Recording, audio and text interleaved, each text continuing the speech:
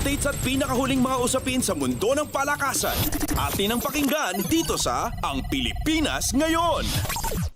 Nakopo ni Filipino Q artist Carlo Biado ang korona ng 2024 Predator WPA Men's World 10-Ball Championship pagkatapos talunin niya si Naoyuki Oi 4-1, 3-4, 4-2 at 4-1 sa larong ginanap sa Rio All Suites Hotel and Casino sa Las Vegas.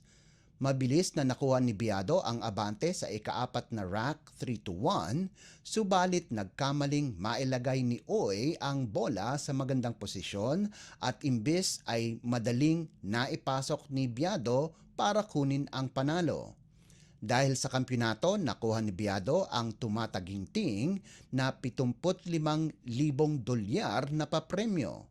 Ito ang kauna-unahang kampyonato ni Biado sa World 10-Ball Championship at ikalawa niyang championship ngayong taon. Una nang nadagit ni Biado ang Second Universal Chinese Taipei Open kung saan tinalo niya ang kapwa Pinoy na si Bernie Regalario 13-7.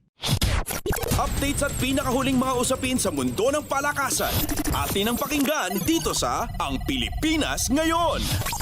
Nakasurvive ang Far Eastern University laban sa University of Santo Tomas para manatiling malinis ang kartada sa UAAP Season 86 Men's Volleyball Tournament.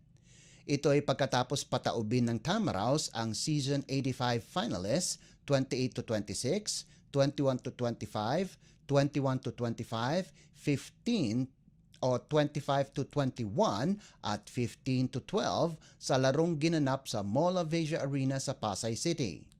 Pinangunahan ni Andre Delicana ang opensa ng FEU sa nagawa nitong 18 puntos, 5 excellent digs at 4 na receptions habang nakapagtala si JJ Havelonia ng kaparehong 18 puntos galing sa 15 attacks, 2 blocks at 1 service ace. Samantala, pinangunahan naman ni Josh Ibanez ang UST sa nagawa nitong 30 puntos galing sa 25 attacks, 3 blocks at 2 service aces. Nagbigay din si J. Rack de la Noche ng 17 puntos sa panig ng UST na bumagsak sa 2-2 record. Susunod na mga kalaban ng Tamaraws ang National University sa Miyerkules habang makakatapat naman ng UST ang Ateneo de Manila University sa susunod na Sabado. Updates at pinakahuling mga usapin sa mundo ng palakasan. Atin ang pakinggan dito sa Ang Pilipinas Ngayon.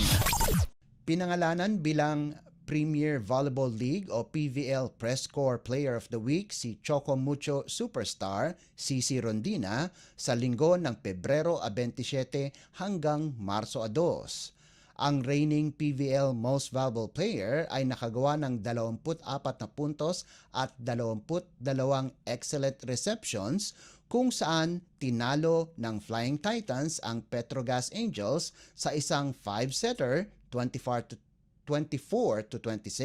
25-22, 25-18, 24-26 at 15-13 nitong Martes na ginanap sa PhilSports Arena. Maganda din ang kanyang ipinakitang laro nitong panalo ng koponan laban sa Cherry Tigo 25-9, 25-23, 20-25 at 25-17 nitong Sabado kung saan nakagawa si Rondina ng 23 puntos at 13 excellent receptions.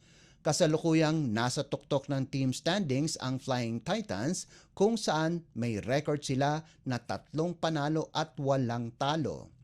Samantala, dumikit naman sa Player of the Week Award si Tots Carlos ng Creamline kung saan nakakuha ito ng kanyang career high na 31 puntos noong Huwebes laban sa Akari.